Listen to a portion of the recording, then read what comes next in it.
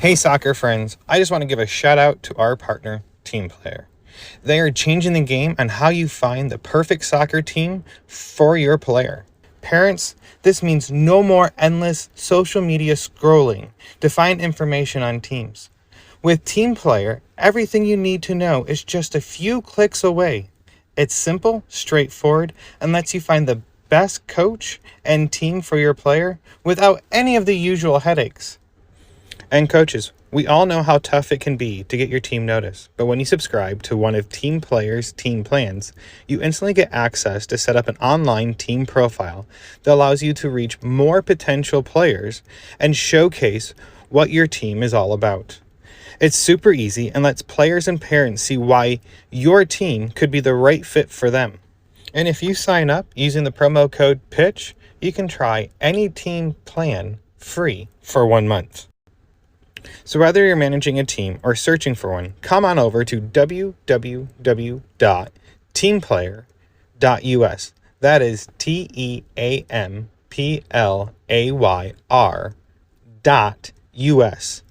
And come give Team Player a look. Family-owned Soccer Innovation is your go-to source for top quality equipment.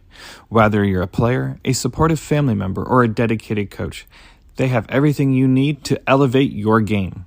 For players, their innovative equipment are designed to boost your skills and performance on the pitch. From their agility cones to their portable goals, they have you covered. And family members, they offer durable equipment that's built to last because we know your support is critical to your player. Coaches, trust me, they can provide the equipment you need to run effective training sessions and shape the next generation of soccer players. Visit Soccer Innovations at soccerinnovations.com to start elevating your game with them. And if you use the code PITCH, PITCH, you can receive up to 10% off your next order.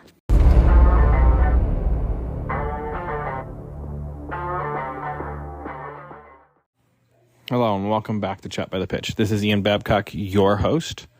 This week, I start off with an apology to you guys. Sorry I was not able to drop an episode last week. I've been struggling getting editing done, and it's very time-consuming at times, and I'm sorry. But this week, I'm very excited to release this episode of Stephen Sunday. He is a personal family friend, a connection that brought to us through Derek Waldeck. A great coach, great guy.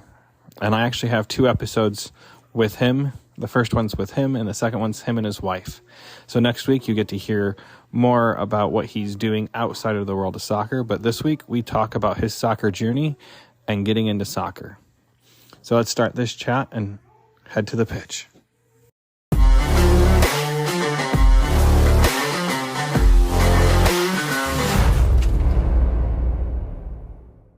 My name is Sunday Stephen Obayan, known as Sunny. Can you give me a detailed start of your soccer playing days? I mean, and where you started playing soccer at a young age? My soccer started from Nigeria, in Lagos to be precise. I started playing right from when I was a kid, when I was like 6 years old, even playing barefooted, and when I used to leave my home. And my parents never wanted me to play soccer because they wanted me to go to school. There are many things that I could do rather than playing soccer for them. Someone's destiny can never be changed. You just have to. I never knew it was my destiny. I was just playing soccer until it became big and people were coming home to like call me to come and play in some tournament and all that. So I think that was when my mom realized that, oh, wait a minute. I think we're making a mistake with this guy. How old were you when you were getting invites to go play in tournaments? Like I said, when I started playing, right from 6, I played until when I became, a teenager. So becoming a teenager, that even before then, people were coming. Before then, people were coming to come play in the next street.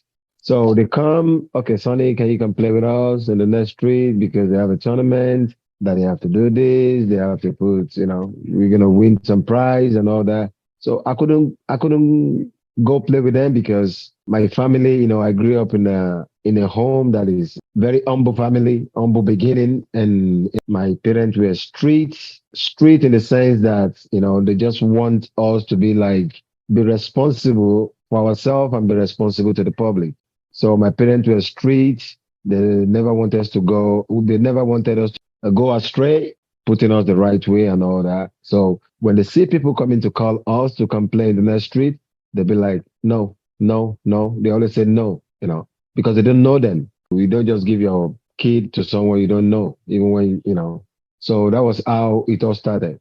To the extent that I will leave my home even without my parents' consent. You know, I would just need to sneak out of the house to go play and sneak back in.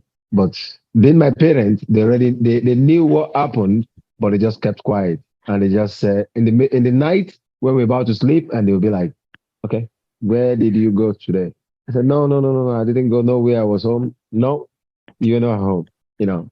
So I cannot. I try to lie, but they are older than you. They know everything more than you do. So I'll just need to confess that, yeah, I went to play. That then they beat me up, and the way we were brought up in Africa is different from the way kids are brought up here in the States or in Europe. So my parents would beat me up and say, okay, next time you don't do it, with a stroke of cane, they just beat you up. Probably they use the belt or something to whip you so you don't go the next time. But I did it to an extent that I adapted to the stroke of cane that they were using on me then. I don't just even see it as anything because I get joy in doing those things. So despite the fact that I know the consequences, I just feel like, going to do what I needed to do, but coming back home to face those consequences. But the consequences to me never means nothing to me because I already know that, okay, I'm just gonna be beaten up. What's next? There is nothing. So let me go. So I was just going again and again and again until the extent that my parents they got tired and they saw it that it was knowing fully well that even if I come back home, they're still gonna beat me up. So I just used the opportunity and say, okay, let me go play, let me go enjoy myself because I don't do it, then I come home to face the consequences. So it happened for, so many times. The people that saw me playing and they invited me to come play somewhere else, far from home. No, I don't think that's gonna be possible, blah blah blah. They said, okay, if it is possible for so they will do. I said, okay, please come do. Right from when I started going out to play, knowing fully well that even if I go and I come back, they're still gonna beat me up. So since I derive pleasure in doing that, then I go easily. I just go. Then I know that if I come back, just gonna get a stroke of canes, and they're gonna beat me up, and then that's the end. So I got used to that cane. I got used to that punishment. So from where I went to play, someone was trying to take me to go play elsewhere. I was like, no, it's not going to be possible because my parents won't allow me. Because even me going from here to the next street, it was like a war with me and my parents. So how do you expect me to go even farther than this? I can't even go. No, no, it's not possible. Say, yes, we can come talk to your parents. I said, okay, if you want to come talk to my parents, that's good. So they came, they spoke to my mom. May I so rest in peace now. They spoke to her, and she was like, "No, where are you taking my son to? No, no, no. It's not ready to do that. It's not ready to do that." I couldn't go, so but that never stopped me from going to play in the next street. You know, I was still going to the next street, and these people were still seeing me. As the year passes by, as the month passes by, and the year follows, they'd be like, "No, come on, you're grown up, and you should just leave home. Let's go play, blah blah." I said, "No, I cannot," and I don't even have that confidence because of the way we grew up. Going far away from home. I don't even see it as I cannot. I was so timid and shy guy, and but humble. You know what I mean? Yes. To the extent. So after all those phases, I decided like, okay, what is going to happen next because these people keep coming to call me, they keep coming to call me and all that. And since these people came and they spoke to my parents and they said, no, what am I going to do? And inside of me, I want to go play. But I was seeing the consequences that I was going to, I was going to get if I go that far away. Then I just say, okay, let me just try it once and see, Then I went. Then when I came back home, they asked me, and I said, no, I went to the next street. I was going far away, coming back home, and I was telling my parents I was on the next street. And I did like a couple of times, and people were like, okay, and now it's time for us to take you interstate. I said, no, that's not gonna, don't even go there. That's not gonna be possible. So my parents to leave me for days. No, no, no, it's not, they said, no, come on, let's go talk to her, blah, blah. I said, okay, come talk to her. They came, my father was there. May his soul rest in peace. They came and they spoke to my both parents then that they want to take me to state to go play, blah, blah, blah.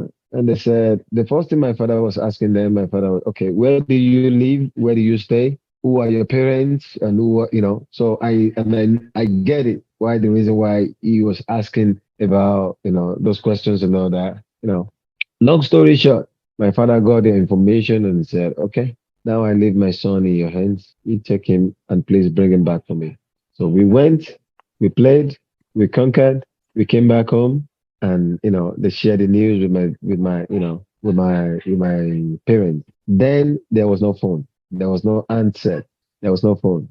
So I couldn't communicate with my parents. All I just need to do, just until when I'm back, that's the time I talk to my parents. So I believe they will be worried and wanting to talk to me or one thing or the other.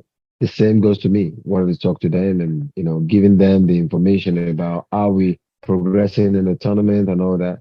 We got eliminated in the semis, semi-final, and we came back home and I shared the news with my parents, and I got some gifts, I got some money and all that, and I gave it to my parents. My parents collected it, and they kept it.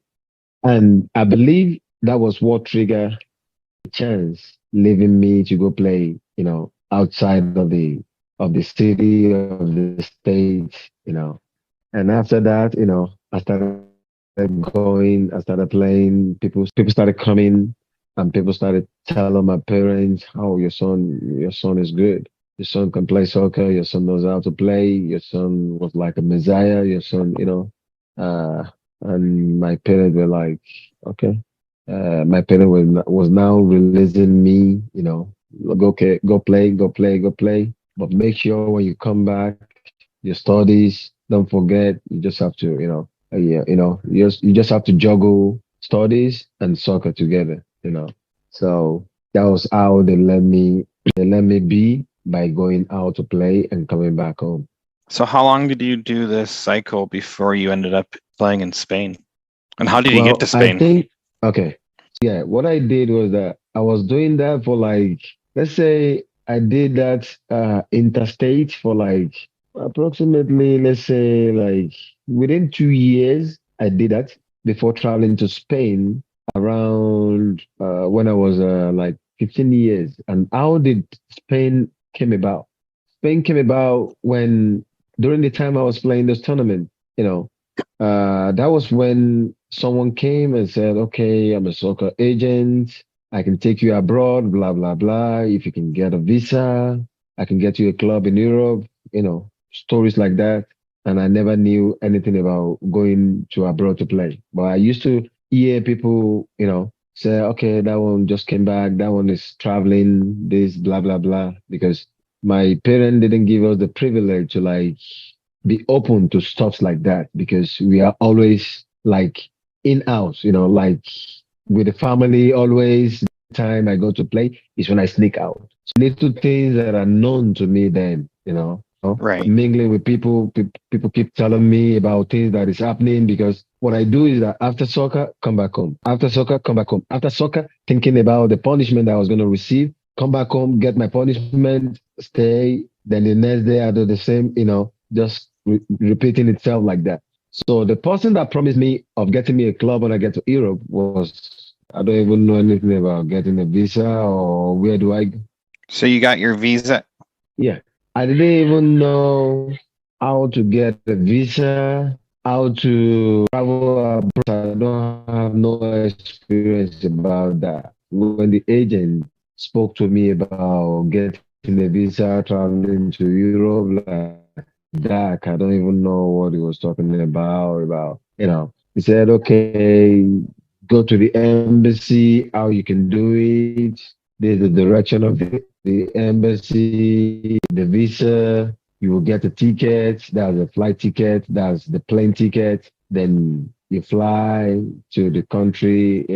Then he can get me. I said, okay, so like what country or what visa of what country do you think do you have are you strong in? Said, okay, Spain, France, whatever. So I was fortunate to get a Spain visa through someone, connections and all that. I got a visa. Then I got to Spain. No, I got a visa to Paris. Sorry, I got a visa. I stayed in Paris for like because I came with BTA and little money with me. And when I got to Paris, I couldn't see this guy. I couldn't find him. So I was like stranded. I would say stranded. So I couldn't find him. I was like, okay, what will be the next thing to do? And then before traveling out, I had to like get some phone number of some guys who were in Spain, despite the fact I traveled to France. And I know travel around Europe, depending part of Europe. I can travel by bus, I can travel by train, I can travel by air, whatever. And I was coming in with some BTA, some little money that I had on me. So when I got to France, I couldn't see this agent. I was calling the phone number, no one was taking the phone number, and I have to like decide what to do because I can't just be in a country that I don't even know nobody and be there just like that. So I had to like call some friend that I know. So they said, okay, you can come on in and stay with us. And so I took speed train from France to Madrid. I go to meet my friend. My friend was like, okay, this is where we live. We're together here. He's there with some other couple of guys living in that place, and I had to come join them. We were all living together. And it happened that there was a tournament in Madrid, in Spain. They call it Mundialito, and the tournament is has to be with so many countries. Those no, they're representing their countries in Madrid, and it's like a tournament. Brazil is playing, Uruguay is playing, Ecuador is playing, Nigeria is playing, and some other countries. So we participated and we came the champion. So that was when my story changed. You were how old doing all this traveling through France and moving to Spain? I was 15 years old. Okay, I'm just making sure because that's the time frame I thought it was. I mean, Uh-huh. I Yeah. mean, this 15 years old. Most parents today won't even let their 18-year-old do what you just did, let Mhm. alone a 15-year-old. Yeah. So you went to Spain, and that's how you ended up in Spain. Was this transition from that location from Paris, and you made contacts and went to Spain. So how long was it until you found a club in Spain to play for? Well, after the tournament in Spain, immediately after the tournament was in July, then the summer. Immediately in September, I was sent to a second division team that has like a lower division. The first team of the club is playing in the second division team, but they also have like a lower division under that club, which is called Polideportivo Ejido. So the agent sent me there. Okay, go do trials. If you pass the trial, it's there based on tournament that was held in Madrid. So I Okay. got there. They put me in an hotel.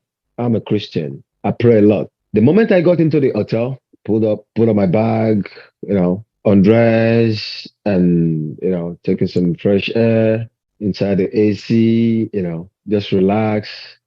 I started praying. I prayed. Then I started my daily routine and. So they came to me the next day and told me, Sonny, they came to pick me up and said, okay, they want to show me because the field was very close to the hotel.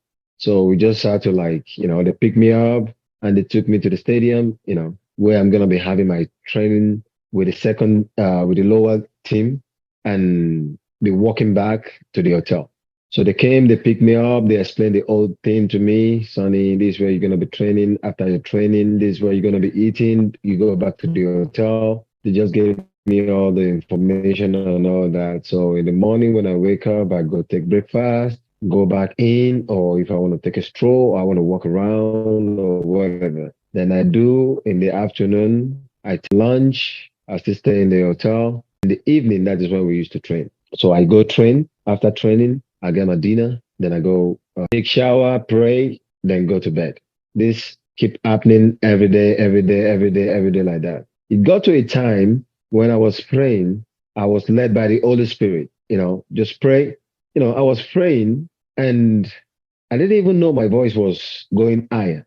I was just praying. I was just praying. I was just praying because I was moved. I was just praying because I need prayer. And this is what has been keeping me.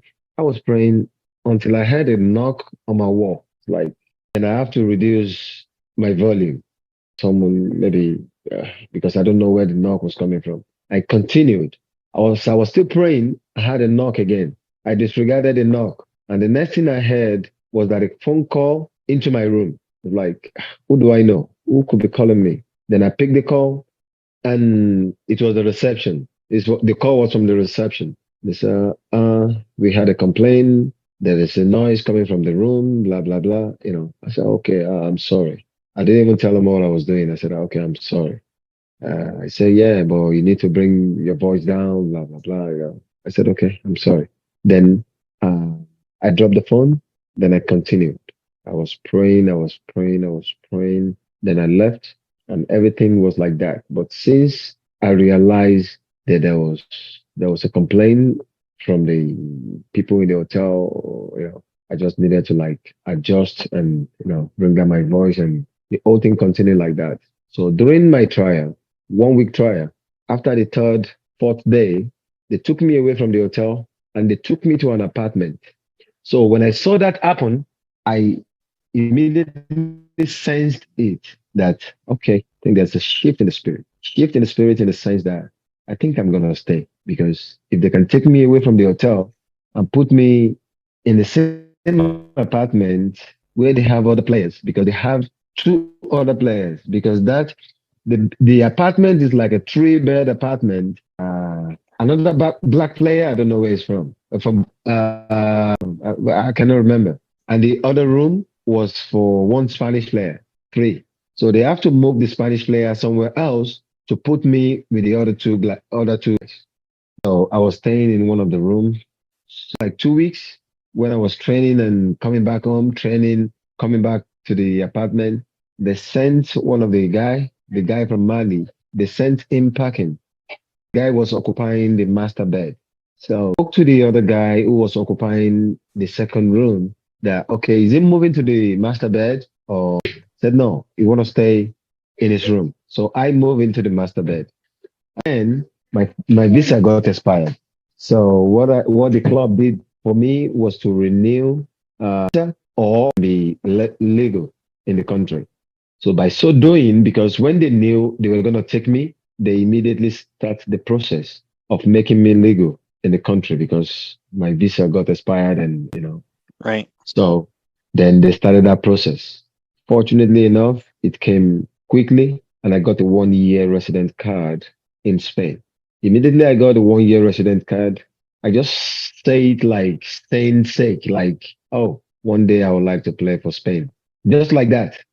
And the general manager of the club at the time said, oh, you want to play for Spain? And the next thing he did was to adopt me as a son.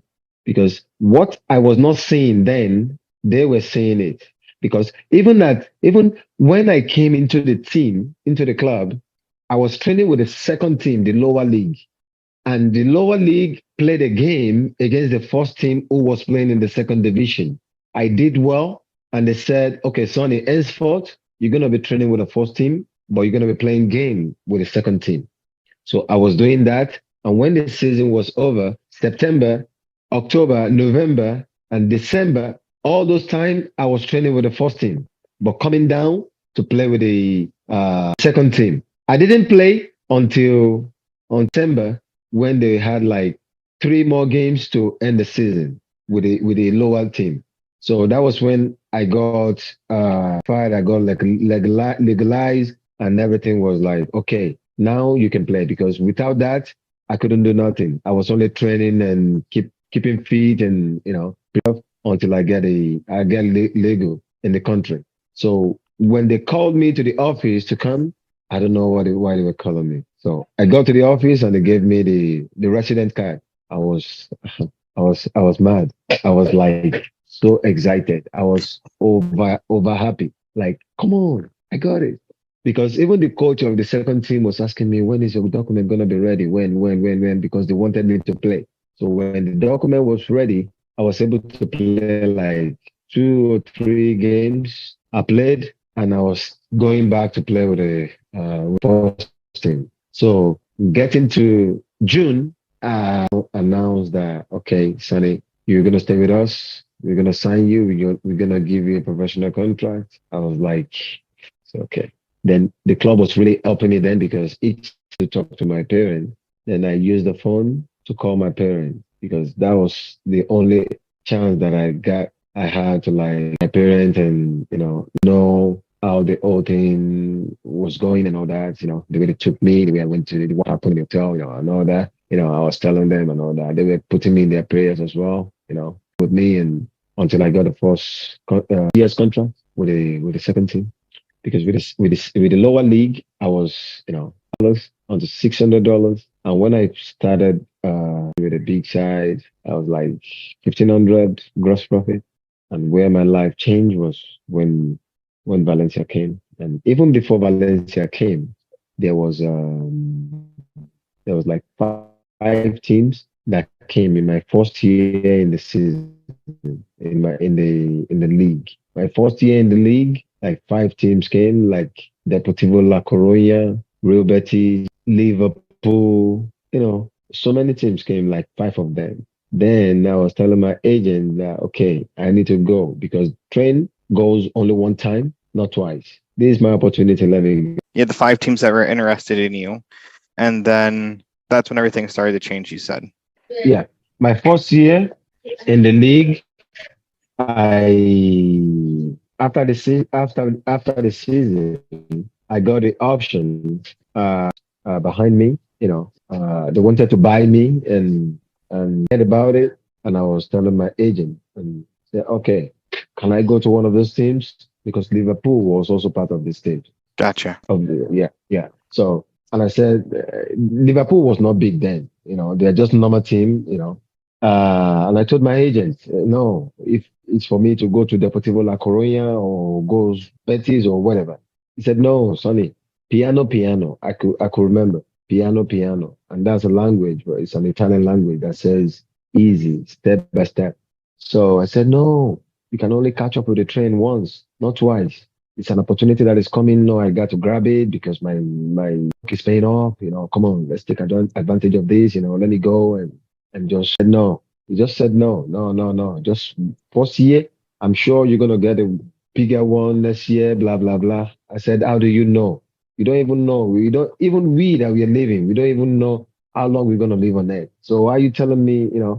He was like, no, Sonny, you have to keep playing, keep doing the same thing you did this year. Do it again because when you have consistency, then people are gonna be convinced and say, okay, is there? Then let's put money on this guy because it's a promising player. So okay. What I did was to continue with the same club, and I played another season. And in that season, two clubs were coming. They were coming, pushing harder and harder. Getafe and Valencia. You pay the club bigger money and pay the player lesser money. Valencia was going to pay the club lesser money and pay the player bigger money. So the club was like, okay, I think Valencia will be good for my development and all that. So they sold me to Valencia, where Valencia gave the club $3 million, 3 million euros. In the history of the club, they never sold a player in that amount before.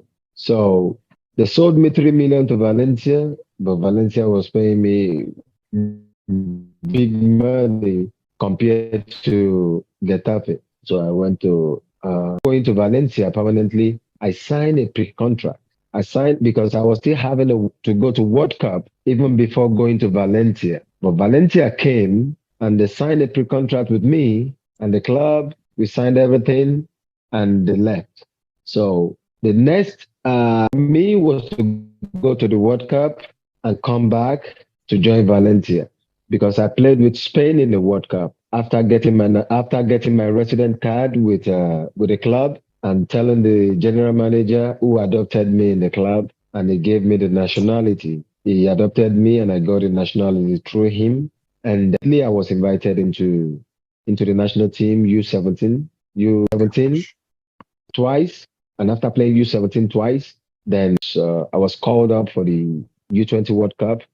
And after the tournament, we lost in the quarterfinals. After that, then I had to join Valencia. So you were you were under the ages that you were roughly. Was this still when you were 15, 16 years old? This was all going on then. Yeah, 16 years old. I think when I was with Valencia, I think I was 19. Yeah, when I went up during the World Cup, I was 19. That was 2007. Yeah. So after the World Cup, then I joined Valencia. And even during the World Cup, my first game, that was when I was coming as a sub because I saw the team. I said, no, I should be playing in this team. And my agent told me the same thing, piano, piano. This same team won the Olympics. So you are just joining them to go to the World Cup. They've done the whole work. Respect that fact and just push, continue pushing until you have your shot. Then you take advantage of that. I said, okay. We were concentrated. We got the first concentration, as in the first invitation in Madrid, where we stayed for like 1 week, 7 days, 1 week in Madrid, in Valdebebas, in the Real Madrid facility. We stayed there for 1 week. We were training, and that was from there we traveled to Canada for the World Cup.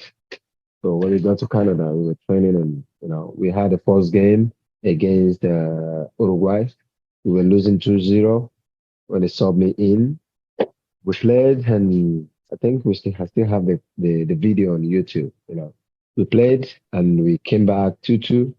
And I could remember that day there was an agent who was coming to talk to me and telling me about Palermo, that the president want to speak with me, blah blah blah. But I couldn't tell him that I already had a pre-contract with Valencia. So I couldn't tell no one because, I just know that I'm coming to play the World Cup. Then after the World Cup, I'm going to Valencia because I already have a pre-contract. Right. But this guy was coming to sit at my door of the hotel. Sonny, please, do you want to speak with the president of Palermo? Do you want to, you just talk to him, blah, blah, blah. I was just quiet. Because I knew what happened. So, and I don't want to be saying it for people to know that, okay, within, he's going to be joining Valencia, blah, blah, blah. No, nobody knew about it, and I didn't even talk to the guy. I just told him, no, no, no, no, no, I don't want to go to Palermo. No, no, no, no. He was still pleading, begging, and calling, But in the end, I refused the call and I just moved on. Then the second game, I started the second game. I started the third game. Just started the whole game until the one in the quarterfinal. I didn't start, and that was where we received the 1-0 right from the first half. And the coach sent me to go warm up. I was warming up. He called me to sub me in. I was there on the side for him to sub me in, and he left me on the line. Probably he was carried away with the rhythm of the game or with the pressure of the game or whatsoever. He was carried away and he left me on the line there. I stood there until the end of the game. So from the first half, he called me to sub me in. I came. I was just jumping, getting warm because he left me on the side without doing nothing. He should have left, but he told me to come because he want to sub me. So after the first half, we didn't go in. We were still outside, using the ball, jogging, running, doing all this stuff. And in the second half, he told me to warm up and come. So after warming up, I came for him to sub me in, but nothing like that happened. Just left me on the sideline he forgot me on the sideline and lost in the tournament. Then we went back to Spain. And we didn't go back to Spain. From there, okay, from there, I and Kwamata. I don't know if you remember Kwamata, who was with Manchester United. No, I did not start following soccer until Landon started to play. So I'm slowly learning all the big names throughout time with all the Okay. clubs. So Mata is a big name. He was with Real Madrid Castilla. He played behind the striker, and both signed the same time. He had a pre-contract. He had a contract. I had a pre-contract. We both to Valencia after the World Cup. So we left when we got to when we needed. We both went to Holland. From that, we went to Holland where the Valencia preseason training was held at the time, and we were there with them, and they welcome us, they gave us the room, and we started a new life there. And Valencia, that was where the likes of David Abelda, Ruben Baraja, who is the head coach right now, Carlos Machena, Bulo, these are big names. Vicente Cañizares, who was the first choice of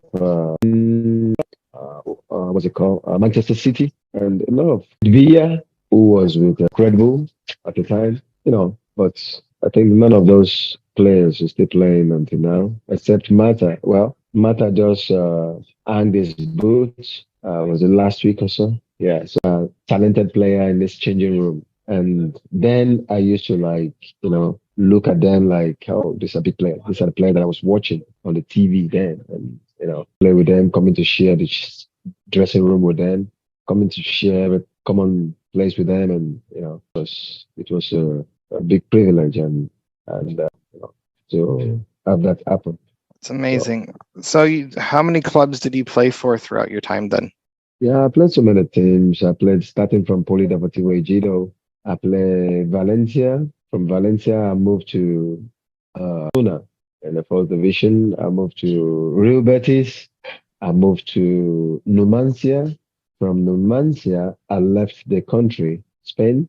Then I moved to Israel. From Israel, I played 6 months in Israel. I went to Bulgaria from Israel. From there, I played 1.5 years. Then I moved to Turkey. Then I moved to the US. From US, then I moved to Cyprus. From Cyprus, I came back to US, and I decided to after all this global trotting. Played, and you came to Salt Lake. Then you went back to, where was it? You said. Yeah. So the movement was this from Turkey, because Real Salt Lake was behind me in 2013. Then I looked at the roster. I said, no, there was playing with the U.S. national team, Kyle Beckerman, important player, both club and country. No, how am I going to go there and play in the same position with this guy? I said to the agent who was offering me Real Salt Lake then in 2013 that no, I don't want to go. I don't want to play there. I don't want to go. Without any reason, I told him straight up, I don't want to go, because no, I told him they have a national team player, and this guy is also important in the club, both club and country. This guy is important. So why? No, I don't want to. No, I don't want, because I still need to continue playing. I don't want to. I don't want to go and not play. But no, how do you know you're not going to play? Because probably you play both of you, blah, blah. I said, no, I don't want to go. And then I was asking my wife, and my wife said to me that, oh, do you think it's the right time for you to go to the US right now? Because then the tired legs are the players that are coming to the United States to play. So when they're done playing in Europe, they come to the US and they retire. They play their last breath and Right. their last game, and they just retire afterwards. I said, but that is not what you wanted now, because you still have energy to play, you still have time to play, you still young, blah blah blah. I said, yes, that's true, you're right. I'm just trying to consider the opportunity because of the family and all that. And then baby, our first son, and it was early for us to decide what we wanted to do. Right.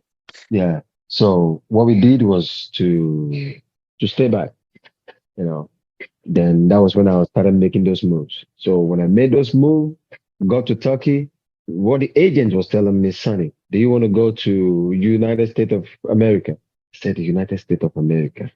I said, where? What club? He said, no, I cannot tell you the club except you give me a mandate.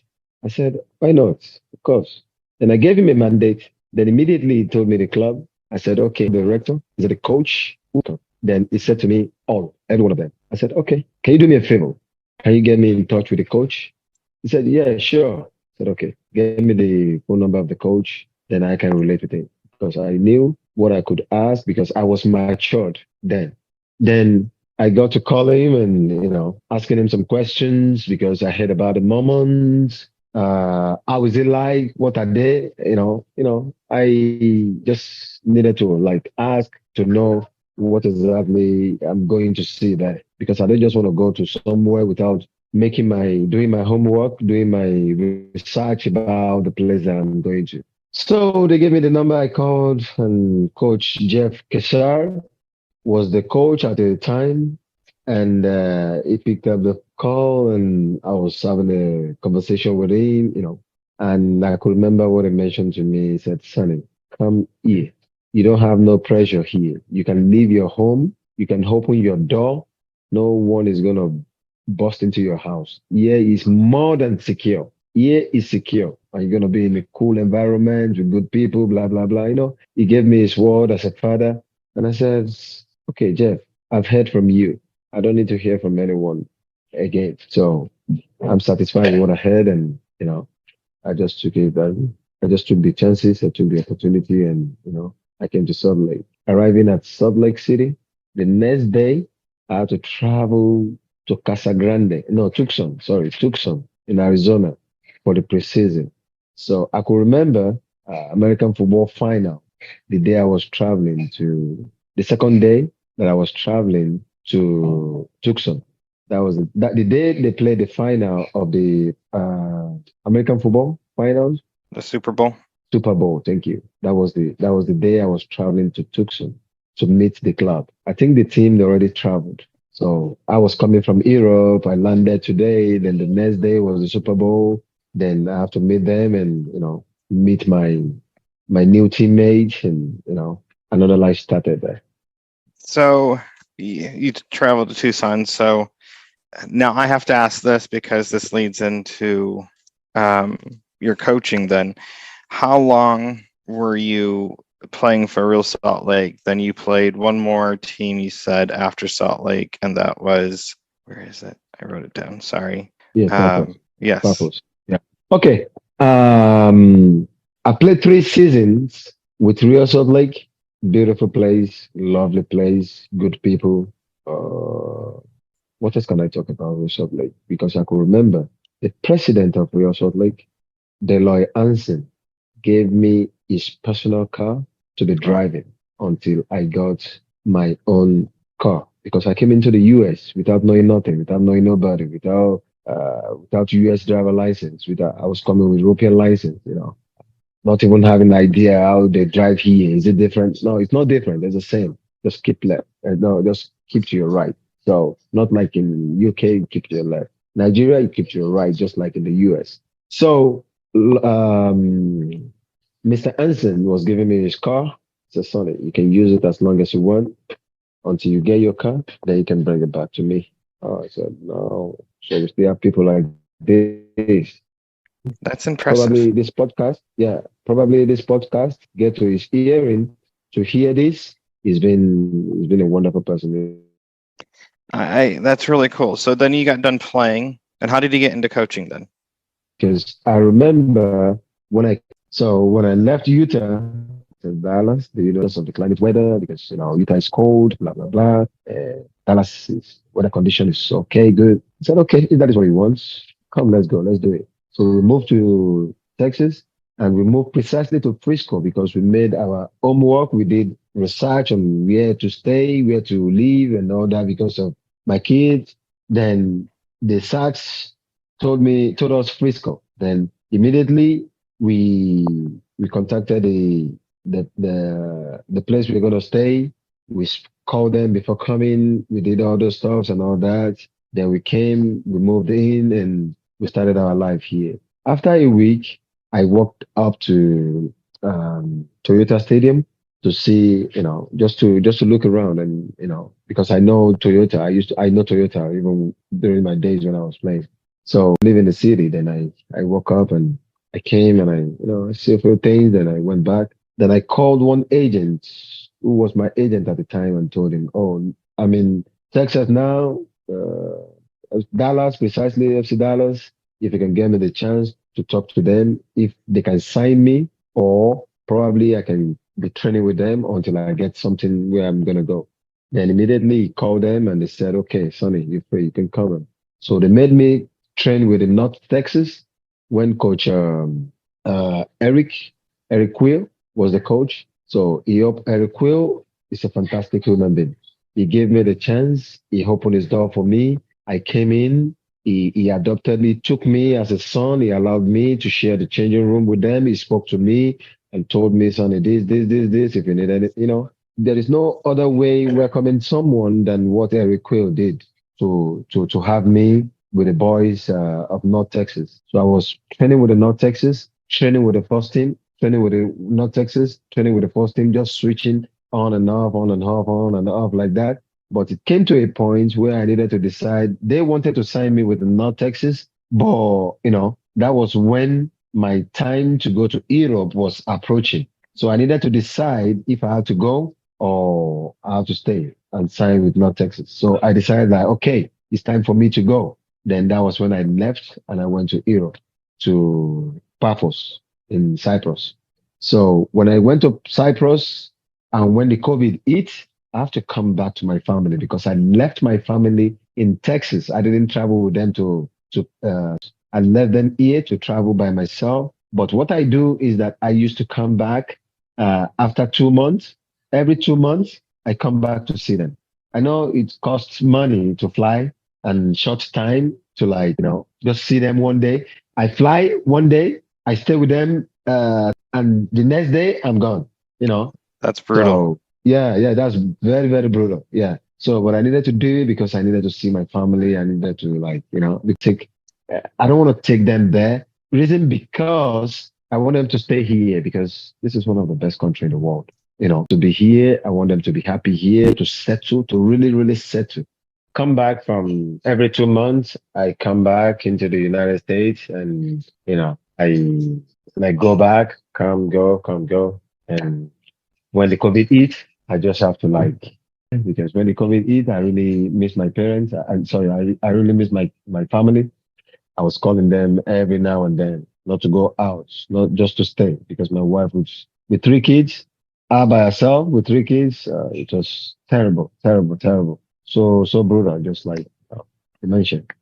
After I actually had 2 years, and I have to cut the second year and say, no, no, no, no, it's not worth it to leave my family in a situation like this in the whole world.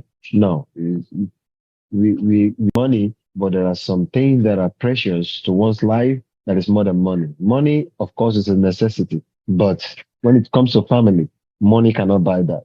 You just need to draw the line between of staying with my family and going to look for money. I could have still go to Saudi Arabia. I could have still go to Dubai, go to Asian country to go play, get money, and it's still gonna be the same thing because I'm gonna leave my family here and go to countries like that to go make money and without your family. It's not worth it. But in the end, people say, no, make money. Yeah, of course, make money and get a lifestyle. I get it. But when it comes to family, there's nothing that beats that. So that is why, even when I was coming back, I landed today. The next day, they are calling me to go to Europe. I said, no, no, let me go home. Let me settle. Let me reset my brain and see what I want to do. So I Right. called back the agent and, no disrespect. I called back the agent and I told him, they want to pay me. He said they want to pay me this. Then what I did was, can they pay me this? Which I knew it was impossible. That was how I relieved myself from, going there because I don't want it to be that, okay, you refuse that. No, I said, if they can give me this, I'm ready to go tomorrow, which I knew they were not going to give me. I was asking for too much Right. normally.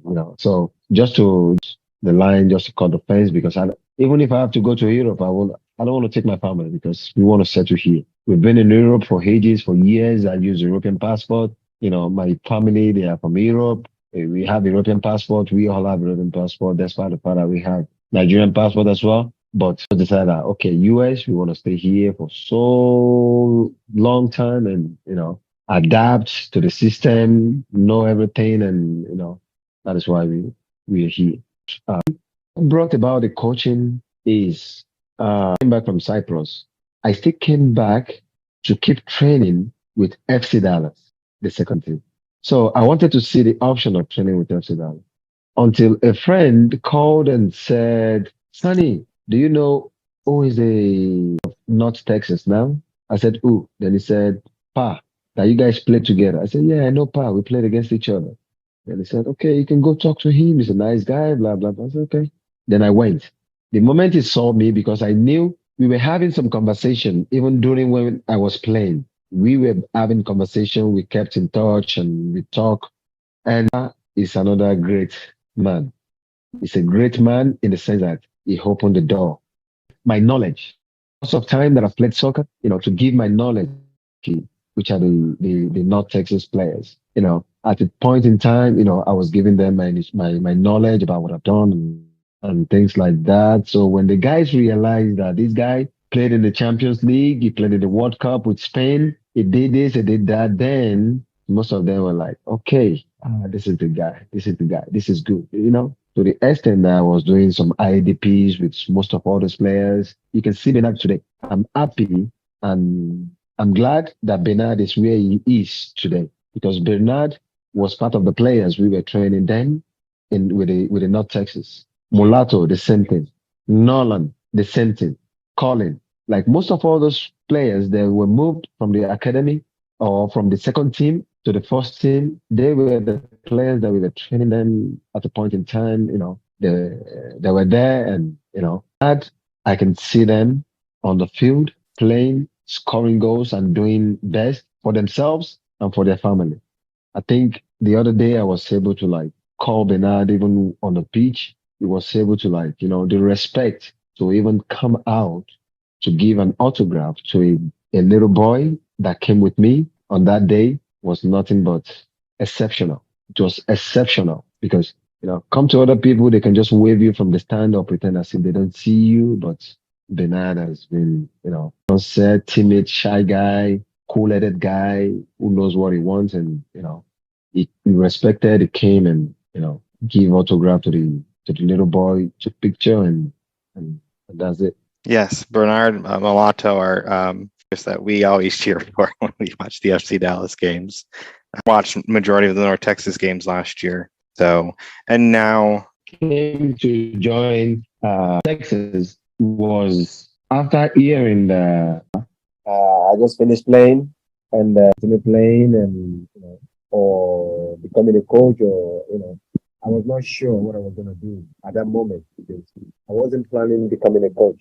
Then he said to me, Sonny, whatever thing that you want to do, the door is open for you. If it's coach, you come with us. If you still want to continue playing, it's up to you. But whatever. So when Pa told me, Sonny, whatever you want to do, whatever decision you want to make, you can just come in and, the boys train them, give your knowledge to them, blah, blah, blah. So the door is open for you, with arms open and opportunity, and I started learning from him. And from there, able to produce some good legs, good players for the first team, and do some IDPs, and after that, I think after the called me and told me he was not going to continue, and he wasn't going to continue. And I said, okay, no problem. So when Pa stopped coming, then I said, okay. Despite the fact that I was coming here, I was coming with FC Dallas before Pa. I had to stop as well because I was coming as a soccer player when I was at the time when I was coming.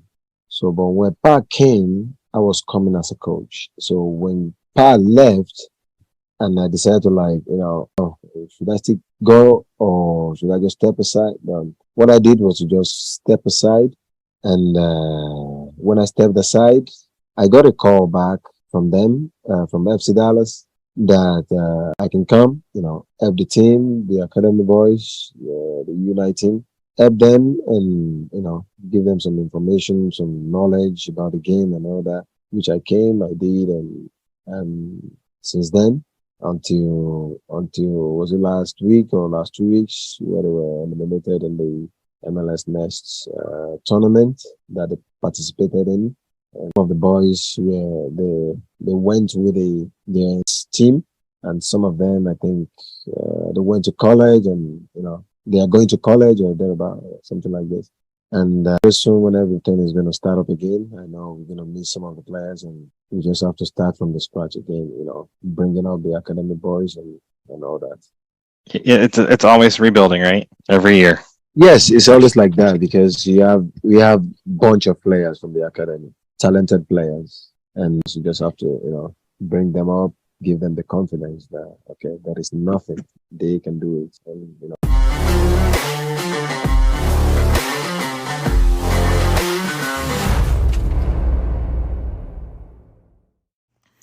Thank you for listening to this week's episode of Chat by the Pitch. This episode with Coach Sonny really hit several nerves with me as a parent, and how grateful and lucky and privileged our kids are to play this beautiful game. And I'm assuming if you're listening to this, you might feel the same way, how privileged they are that they don't have to go through what he had to do to play this game. And that we give our kids so much support, so much love and energy into this beautiful game that they can thrive and do so many great and wonderful things. Now, as I reflect back on the countless times I've listened to this, his journey to make it and being adopted by his coach to playing for Spain's national team, and I felt like we didn't even scratch the surface because him and I have had a lot of conversations over the last year almost, and he's a great guy. And Sonny is one of the few coaches that I feel like cares for the players he's around, but also will push them beyond their comfort zone. Most of you might not know, but he does private coaching, and if you're looking for a private coach, he's a great one to have. He's over in the Frisco area. We drive over to Frisco from Keller area just to work with him. His understanding of what the kids need to be doing to get to the next level is great.